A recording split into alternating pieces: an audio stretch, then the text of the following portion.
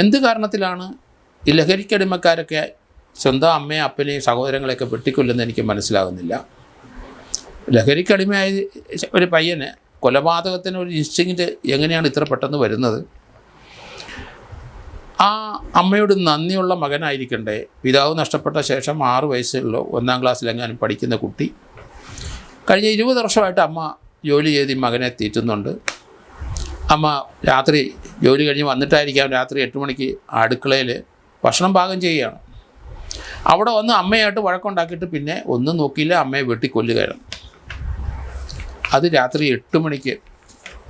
ഇതൊക്കെ കേരളത്തിൽ ധാരാളം നമ്മൾ കാണുന്നുണ്ട് ഇതുപോലെയുള്ള സംഭവങ്ങൾ. മറ്റ് രാജ്യങ്ങളിലൊക്കെ വളരെ റെയറായിട്ടാണ് ഇത് കാണുന്നത്.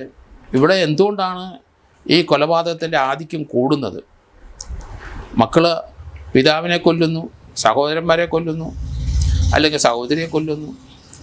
ചില സഹോദരിമാരും ഡ്രഗ്സ് അടിക്കാൻ തുടങ്ങിക്കഴിഞ്ഞു, അവരും പല ആൾക്കാരെയും കൊന്നതായിട്ട് വരുന്നുണ്ട്. കുടുംബാന്തരീക്ഷം എല്ലാം മാറി കേരളത്തിലെ അവിശുദ്ധമായ പല രംഗത്തും മലയാളികൾ കയറി ഇറങ്ങി പോവുകയാണ്.